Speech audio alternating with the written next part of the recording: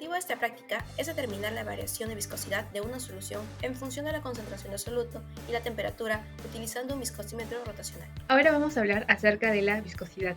Es una propiedad fundamental de los fluidos que se refiere a la resistencia que estos presentan para fluir y sufrir deformaciones graduales, producto de tensiones cortantes. Se pueden medir en unidades como pascal por segundo, el Poise o el Stock. Esto depende del sistema de medida utilizado. También depende de la temperatura, de su presión, de su composición química y estructura molecular. La viscosidad también se puede medir con un instrumento llamado viscosímetro. Este mide la fuerza y determina la viscosidad a partir de la relación entre fuerza y velocidad de rotación. La viscosidad se representa con una letra, como la letra N, el esfuerzo cortante como la letra T, y el gamma o como una Y se representa la velocidad de formación. En esta imagen, en este cuadro, podemos observar que en el eje X encontramos a la velocidad de formación y en el eje Y al esfuerzo cortante. Tenemos tipos de fluidos. Uno de ellos es el pseudoplástico. Estos no dependen del tiempo, disminuyen su viscosidad y aumentan su velocidad de formación. Algunos ejemplos son el yogur, el ketchup y la mayonesa. Luego tenemos al fluido newtoniano. Este sí depende de la temperatura y de la presión.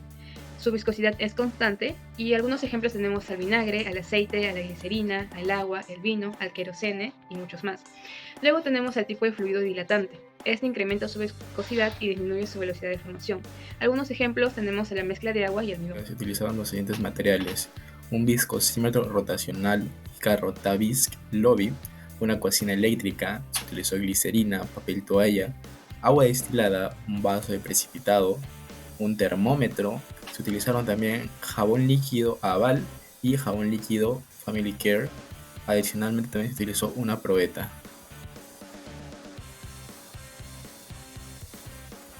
Para empezar a medir la viscosidad de las soluciones, encendemos el viscosímetro y lo nivelamos.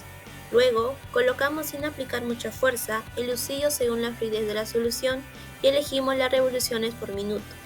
Para el lucillo SP1 fue de 200 RPM y para el lucillo SP3 fue de 50 RPM. En un vaso de precipitado se añade la solución a un volumen igual que el vaso de vidrio que se va a usar en la medición de la viscosidad, tomando en cuenta que debe de cubrir la marca del lucillo.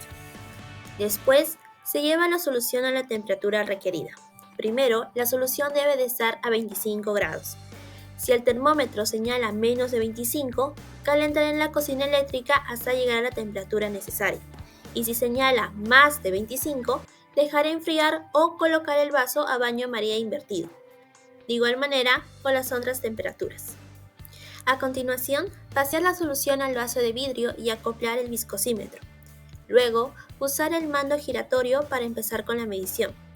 Se espera hasta que se estabilice el torque y luego anotar los datos de la viscosidad para sacar un promedio en la temperatura medida. Este proceso se repite en las tres soluciones y cada solución en diferentes temperaturas, 25, 30 y 40 grados centígrados. Por último, limpiar el material y guardar.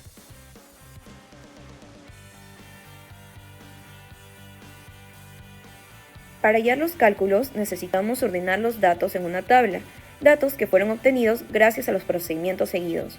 Mi compañero Serna explicará la viscosidad de cada una de las muestras, cómo es que éstas se hallaron y la diferencia que existe entre los jabones analizados. Resultados. Primer vaso. Concentración del agua al 100% en diferentes temperaturas al 25 grados Celsius, 30 grados Celsius y 40 grados Celsius. Su viscosidad del agua varió conforme a la temperatura. En este caso, cuando más se elevaba la temperatura, su viscosidad iba disminuyendo. Segundo vaso. Concentración del agua y glicerina, ambos al 50% en diferentes temperaturas, 25 grados Celsius, 30 grados Celsius y 40 grados Celsius. En este caso, al mezclarse la glicerina y el agua, la viscosidad iba disminuyendo conforme se le iba aumentando más la temperatura. Tercer vaso. Concentración de glicerina al 100% en diferentes temperaturas, 25 grados Celsius, 30 grados Celsius y 40 grados Celsius. La viscosidad de la glicerina varió conforme a la temperatura en comparación del agua. Este era que cuando menos temperatura tenga, más elevada su viscosidad. La viscosidad de un fluido se refiere a su resistencia al flujo y está determinada por la fricción interna de sus moléculas. A medida que la temperatura de un fluido aumenta, las moléculas ganan energía cinética, lo que les permite moverse más libremente y superar las fuerzas intermoleculares con mayor facilidad. Esta mayor movilidad de las moléculas resulta en una menor fricción interna y por lo tanto una disminución de la viscosidad. Este comportamiento es descrito por la teoría molecular de los fluidos de la viscosidad y se observa en la mayoría de los líquidos. Los resultados obtenidos difieren un tanto con los valores teóricos, ya que en el agua apareció que a 25 grados es 5.0 milipascales y en la teoría vendría a ser nada más 1 milipascal. Los resultados obtenidos se obtuvo que la velocidad dinámica a 25 grados centígrados del agua fue mucho menor comparada con el resto de fluidos newtonianos, al ser 5.04 milipascales por segundo, y el mayor de los fluidos no newtonianos fue el jabón naval, con ser 6.5 milipascales por segundo comparado con la glicerina y el jabón Family Farm. Aplicación de la viscosidad en las industrias. En primer lugar, en la industria cosmética. Por ejemplo, en la producción y eficiencia de los productos, como lo son en cremas, lociones y geles. La viscosidad siempre va a determinar la textura, consistencia y estabilidad química que un producto cosmético puede ofrecer a largo plazo, además de su facilidad de aplicación. Pero esto va a depender del consumidor, ya que éste va a poder evaluar su valor agregado y su viabilidad. En la industria alimentaria se tiene la formulación de alimentos con textura y consistencia, entre los que destacan son los aderezos, las jaleas, las mermeladas y las salsas.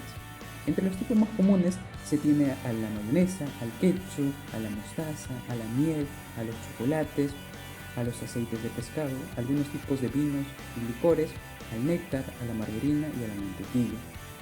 En el caso de la miel, esta está determinada por propiedades reológicas, siendo la viscosidad una de las más importantes, y que esta va a permitir evaluar su calidad. En la industria farmacéutica se tiene la formulación y liberación controlada de fármacos, como jarabes, soluciones orales, geles y algunos ungüentos tópicos. Como ya se dijo anteriormente, la viscosidad va a proporcionar estabilidad química entre los constituyentes de los productos finales de cada fármaco.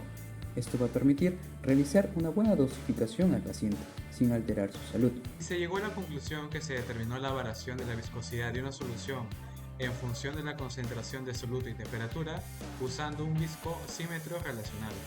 También nos dimos cuenta que la glicerina es un líquido no newtoniano porque su viscosidad varía con la temperatura. Otro punto también es que la viscosidad es muy importante en la industria farmacéutica, ya que nos asegura la eficacia y la estabilidad de un producto o medicamento.